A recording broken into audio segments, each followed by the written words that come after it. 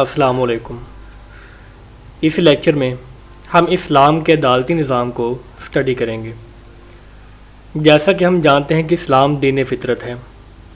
فطرت خواہ انسان سے متعلق ہو یا کائنات سے، اس میں حسن و توازن اور تناسب و اعتدال کا نقش بہت واضح اور نمایاں ہوتا ہے۔ عدل جو ہے وہ صفات الہیہ میں سے ایک ممتاز صفت ہے، جس کا اظہار حیات اور آفرینش کے تمام تر مظاہر میں دکھائی دیتا ہے۔ اس کائنات کی مختلف مخلوقات اور مظاہر جو ہیں وہ فطرت اور عدل کے باعث موجود و برقرار ہیں۔ انسان چونکہ اشرف المخلوقات ہے، لہٰذا اسے عدل کو سمجھنے اور اختیار کرنے کی سب سے زیادہ ضرورت ہے۔ انبیاء کرام کی دعوت میں بھی عدل کا پہلو جو ہے وہ بہت زیادہ نمایاں تھا۔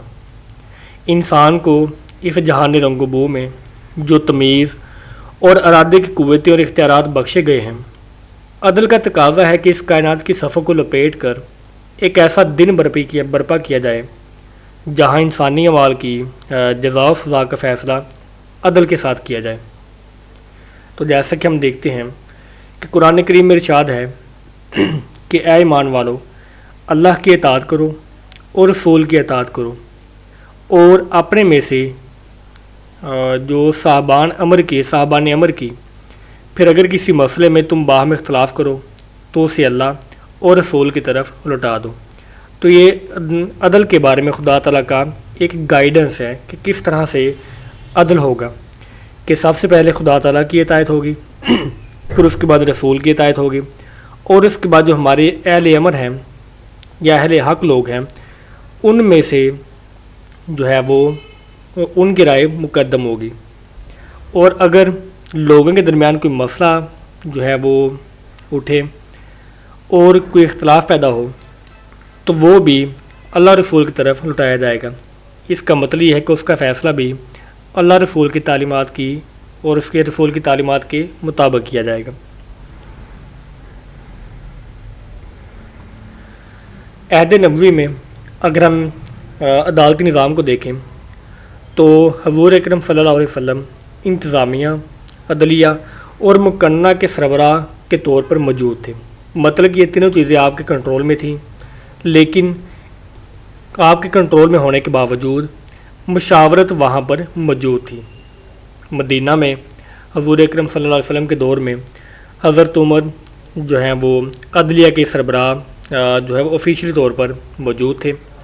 اس کے علاوہ صوبوں میں جوڈیشری کا جو پراپر نظام ہے وہ بھی موجود تھا۔ جیسا کہ ہم جانتے ہیں کہ یمن میں حضرت علی جو ہیں وہ صوبائی عدلیہ کے سربراہ تھے عہد نبوی میں۔ آپ صلی اللہ علیہ وسلم نے عدل کے قیام میں سب لوگوں کے ساتھ یکجہتی کا اسلوب اختیار فرمایا۔ آپ نے اپنوں اور بیگانوں کے درمیان تمام تفریق کو ختم کر دیا۔ ہم جانتے ہیں کہ انصاف میں عربی اور عجمی، گورے اور کالے، امیر اور غریب، اعلیٰ اور ادنیٰ نسب کے تمام تر تعصبات کو ختم کر دیا گیا، اور اسی طرح سے عدل کے قیام میں نئے نظائر اور جدید دنیا کے شواہد سامنے آئے جس سے انسانیت اس سے قبل محروم میں تصور کی جاتی تھی۔ تو ہم جانتے ہیں کہ مکی زندگی میں اگرچہ نفاذ عدل کے مواقع موجود نہ تھے، کیونکہ اس وقت آپ صلی اللہ علیہ وسلم کی وہاں پر حکومت موجود نہیں تھی، مگر دین حق کی پیشکش میں کوئی امتیاز روا نہ رکھا۔ مکی زندگی میں آپ صلی اللہ علیہ وسلم کی دعوت سب کے لیے یکساں تھی۔ حلال سب کے لیے حلال تھا اور حرام جو ہے وہ سب کے لیے حرام تھا۔ شریعت کے ضابطے رنگ و نسل، علاقہ اور زبان کے تصورات سے ماورا تھے اور سب کے لیے یکساں لائق تعمیل تھے۔ آپ صلی اللہ علیہ وسلم نے پوری دنیا میں عدل قائم کرنے کی دعوت دی۔ اس کے بعد اگر ہم دیکھیں تو خلفائے راشدین کے دور میں بھی جو ہے وہ عدل و انصاف قائم رہا۔ حضرت ابوبکر صدیق کے دور میں عراق اور شام کے بڑے بڑے جو حصے ہیں وہ سلطنت میں شامل ہو چکے تھے، کیونکہ مختلف مہمات ہیں جو ہیں وہ عرب سے باہر کی جا رہی تھی۔ تو جب اسلامی سلطنت وسیع ہو رہی تھی تو اس وقت لوگ نئی نئی چیزیں بھی سیکھ رہے تھے، لیکن عہد صدیقی میں ایک فرق جو ہے وہ غیر واضح تھا کہ انتظامی اور عدلیہ میں کیا فرق ہوگا۔ ٹھیک ٹھیک ہے، تو جب سلطنت بہت زیادہ وسیع نہیں تھی، مطلب وہ بڑھ رہی تھی، تو اس وقت یہ چیز یعنی میں ڈیوائڈ بالکل موجود نہیں تھی. جو انتظامیہ ہوتی تھی وہی عدلیہ کے فرائض سر انجام دیتی تھی. مثال کے طور پر جو گورنر ہے وہی جو ہے وہ عدالت کے طور پر بھی فیصلہ کر لیا کرتا تھا. تو اسی وجہ سے جو گورنر اور جج حضور اکرم صلی اللہ علیہ وسلم نے مقرر کیے تھے، حضرت ابوبکر صدیق نے ان کو نامزد ویسے ہی کیا رکھا اور کسی کو بھی برطرف نہ کیا یا کسی کو چینج نہ کیا، بلکہ اس کے بجائے حضرت ابوبکر صدیق کا ایک مشہور قول ہے کہ جس میں انہوں نے دستور رسول کی پابندی کا اعلان کیا، جس میں وہ فرماتے ہیں کہ میری اطاعت کرو اس وقت تک جب تک میں اللہ اور اس کے رسول کی اطاعت کرتا ہوں، اور اگر میں اللہ اور اس کے رسول کی نافرمانی کروں تو میری اطاعت واجب نہیں ہے. تو یہ بیسیکلی ان کا خطبہ تھا جب انہوں نے خلیفہ کا منصب سنبھالا. مطلب انہوں نے بالکل عدل و انصاف قائم کرنے کا جو فریضہ ہے وہ سر انجام دیا. اب جو حضرت ابوبکر صدیق نے خطبہ دیا تھا اس سے 2 یا 3 نتائج میں سامنے آتے ہیں. پہلا کہ حکمرانی صرف اہل ترین آدمی کے لیے ہے، غیر اہل آدمی یا ناکمہ آدمی جو ہے وہ حکمران نہیں بن سکتا. دوسرا پوائنٹ یہ سامنے آتا ہے کہ جو حکمرانی ہے وہ لوگوں کی رضا کے ساتھ ہوتی ہے. انسان انڈیپینڈنٹلی آربیٹریریلی کوئی فیصلہ اپنی مرضی سے نہیں کر سکتا اور نہ ہی اس کو کرنا چاہیے. اور تیسرے یہ کہ حکمرانی ایک امانت ہے جو کہ لوگوں کی رضا سے قائم ہوتی ہے، اور یہ جو حکمرانی ہے یہ اطاعت الہی اور اطاعت رسول کے ساتھ بھی مشروط ہوتی ہے کہ جب کوئی حکمران اطاعت الہی اور اطاعت رسول کو فالو نہ کرے تو اس کا حکمران رہنا بھی جائز نہیں رہتا. تو یہ حضرت ابوبکر صدیق کے دور میں اس طرح کا عدل و انصاف قائم تھا جیسا کہ حضور اکرم صلی اللہ علیہ وسلم کے دور میں قائم تھا. پھر اس کے بعد ہم نے دیکھا کہ آپ صلی اللہ علیہ وسلم کی وفات کے بعد جب دستور میں یا اسلام کے دیے ہوئے آئین میں یا اس کے قوانین میں ترمیم کا مطالبہ کیا گیا تو اس کے مقابلے میں آپ نے ڈٹ کر فیصلہ کیا. جیسا کہ ہم جانتے ہیں کہ حضرت ابوبکر صدیق کے دور میں جو لوگوں نے زکوٰۃ دینا بند کر دی تھی، اور اسی کی وجہ سے حضرت ابوبکر صدیق نے ان کے خلاف جنگ کا اعلان بھی کیا تھا. تو مین وہاں پر مسئلہ یہ تھا کہ زکوٰۃ میں ترمیم کا مقدمہ پیش ہوا. منکرین زکوٰۃ نے جو اعتراض لگایا وہ قرآن مجید کی آیت سے تھا کہ خذ من اموالہم صدقات، جس کا ترجمہ یہ ہے کہ آپ ان کے مالوں سے زکوٰۃ لیجیے. اب اس آیت کی بیس سے ظاہر یہ ہوتا ہے کہ صرف حضور اکرم صلی اللہ علیہ وسلم جو ہیں وہ زکوٰۃ لینے کے حقدار تھے. آپ کے علاوہ کوئی بندہ زکوٰۃ نہیں لے سکتا چاہے وہ خلیفہ وقت ہی کیوں نہ ہو. تو اس بیس کے اوپر انہوں نے زکوٰۃ دینے سے انکار کیا. لیکن اس کے مقابلے میں حضرت ابوبکر صدیق کا فیصلہ یہ تھا کہ زکوٰۃ مال میں سے حق ہے. خدا کی قسم میں ان کے خلاف اعلان جنگ کروں گا جو زکوٰۃ اور نماز میں تفریق کریں گے. مطلب انہوں نے کسی بھی قسم کے رد و بدل کو قبول کرنے سے انکار کر دیا، اور یہی آپ کے فیصلے کا اور آپ کے عدل و انصاف کا معیار تھا.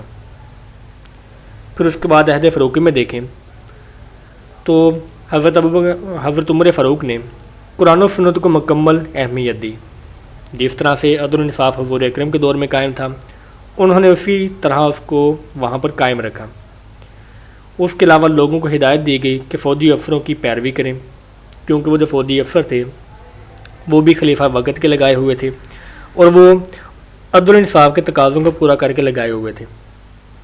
اس کے علاوہ فوجی افسروں کو بھی عدل و انصاف کرنے کی جو ہے وہ ہدایت کی جاتی. جیسے کہ حضرت ابو موسیٰ اشعری کو جب عدالتی منشور ملا تو اس میں حضرت عمر فاروق کی طرف سے درج تھا کہ خوب فہم و فراست سے کام لو اس مسئلہ کے بارے میں جس میں تمہیں اللہ کی کتاب اور سنت رسول واضح طور پر نہ پہنچتی ہو. مطلب یہاں پر کنڈیشن یہ تھی کہ عدل و انصاف کے معاملے میں اللہ کی کتاب اور سنت رسول کی پیروی کرنا لازمی ہے، اور اگر ان دونوں سے کوئی چیز واضح نہ ہو تو پھر جو ہے وہ قیاس کر سکتے ہیں اور اپنی فہم اور فراست سے کام لے سکتے ہیں. تو اسی طرح سے جتنے بھی گورنر وہاں پر لگائے گئے یا جتنے بھی جج لگائے گئے یا قاضی لگائے گئے ان تمام کو خاص جو ہے وہ ہدایات جاری کی جاتی تھیں کہ تمام کے تمام لوگ عدل و انصاف کی پیروی لازمی طور پر کریں۔ حضرت عمر فاروق کے دور کی جو عدالتی نظام کی خصوصیات جو ہیں وہ یہ ہیں کہ قانون کی حکمرانی ہوتی ہے، ٹھیک ہے، اور اس میں جو قانون کی حکمرانی ہے وہ بھی صرف اللہ کے پاس ہے، مطلب کہ قانون جو ہے وہ خدا کی کتاب اور سنت رسول کے مطابق ہوگا۔ انسان اللہ کا نائب ہے اور انسان پر ذمہ داری ہے خدا کی طرف سے عدل و انصاف کو قائم کرنے کی۔ اس کے علاوہ ایک ریاست میں انصاف کی برتری قائم ہوتی ہے۔ انصاف ہر حال میں لازمی طور پر کیا جانا چاہیے اور اسلامی سلطنت میں اس کو خاص اہمیت حاصل ہوتی ہے۔ تمام چیزیں خواہ وہ چھوٹی ہوں، غیر اہم ہوں یا جیسی مرضی ہوں، ان تمام چیزوں پر انصاف جو ہے وہ قائم کرنا لازمی ہوتا ہے، اور انصاف کو قائم کرنے میں کسی بھی قسم کا خوف یا ڈر موجود نہیں ہونا چاہیے۔ جیسا کہ حضرت عمر فاروق کے دور میں ایک بدھو نے حضرت عمر کو دیکھا کہ یمنی کپڑے کی قمیض پہنے ہوئے ہیں۔ اب یمنی کپڑے کی قمیض مدینہ میں کسی کا پہننا ایسا تھا کہ وہ بہت جو بندہ ہے وہ بہت امیر ہو، کیونکہ وہ نایاب کپڑا تھا اور وہ امیروں کا لباس سمجھا جاتا تھا۔ اس کے مقابلے میں ایک مشہور واقعے میں جیسے ہم نے سنا ہو کہ جب اس بدھو نے اعتراض کیا کہ جو کپڑا سبھی کو ملا تھا مالک نعمت میں سے، اس میں سے کسی ایک بندے کا پورا کپڑا یا سوٹ جو ہے وہ نہیں باندھ سکتا، تو حضرت عمر فاروق نے کس طرح سے پورا جو ہے وہ لباس پہن لیا۔ تو اس کے مقابلے میں عبداللہ بن عمر نے جواب دیا کہ انہوں نے اپنے حصے میں سے کپڑا جو ہے وہ حضرت عمر کو دیا، جس سے ان کی قمیض مکمل ہوئی۔ تو ان کے دور میں انصاف کا یہ عالم تھا کہ ایک عام بندہ بھی جو ہے وہ خلیفہ وقت سے سوال کر سکتا تھا۔ اس کے علاوہ عدل و انصاف کو قائم کرنے کے لیے حضرت عمر فاروق حج کے دوران مکہ میں سالانہ عدالت عامہ بھی لگایا کرتے تھے، تاکہ اگر کوئی شخص جو ہے وہ حضرت عمر کے پاس ڈائریکٹ نہیں پہنچ سکتا تو وہ عام میلے کے طور پر یا عام جو ہے وہ تہوار میں جو کہ حج کا موقع ہوتا تھا، اور وہاں پر جو تمام مسلمان اکٹھے ہوتے تھے، تو تمام مسلمان حضرت عمر فاروق سے ڈائریکٹ اپنی شکایت کا ازالہ بھی کروا سکتے تھے۔ اور اس موقع پر تمام بزرگوں اور گورنروں کو حکم ہوتا تھا کہ وہ بھی حج پر لازمی حاضر ہوں، کیونکہ اگر کسی کو کسی بھی گورنر سے شکایت ہے تو اس کا فیصلہ اسی وقت کر دیا جاتا تھا۔